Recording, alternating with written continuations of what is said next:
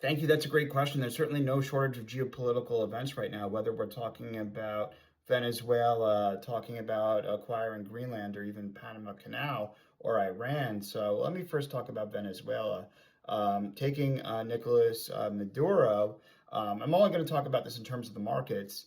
Well, this was a foreign policy objective of the government for the past 10 years, and the fact that China, Russia, Iran have such a strong influence in Venezuela right now, um, in our kind of neighborhood and backyard in the Western Hemisphere is not something that is good for their U.S. interests in the long term. Plus, Venezuela has access to oil, and that, Venezuela kind of, at least from what I've read, owes us from about 10 years ago, plus the natural resources that Venezuela has. And the oil that Venezuela has is a special type of crude oil that's useful.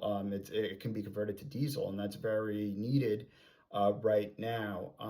But obviously, there's a lot of debate whether or not it was done in the right way. And, obviously, Nicolas Maduro will be tried in court, and we'll find that out. And then also about Greenland, whether or not we acquire Greenland is the debate. And I'm not going to talk about whether or not we should do that, and maybe we shouldn't, but at the very least, the U.S. should probably have access to some, maybe military and naval access there to have access to the shipping routes, because Greenland shipping routes are very vital, especially because Russia, has a presence in that area, and having access to shipping routes over there will be good for our defense and our safety for U.S. interests. On top of that, Greenland has very strong natural resources for rare earth minerals, vital for our AI and electronics that we need.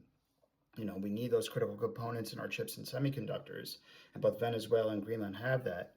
And then Panama Canal, China has a very strong presence in the Panama Canal for shipping, and it's in the Western Hemisphere right now, and China shouldn't really have such strong presence there in our own backyard.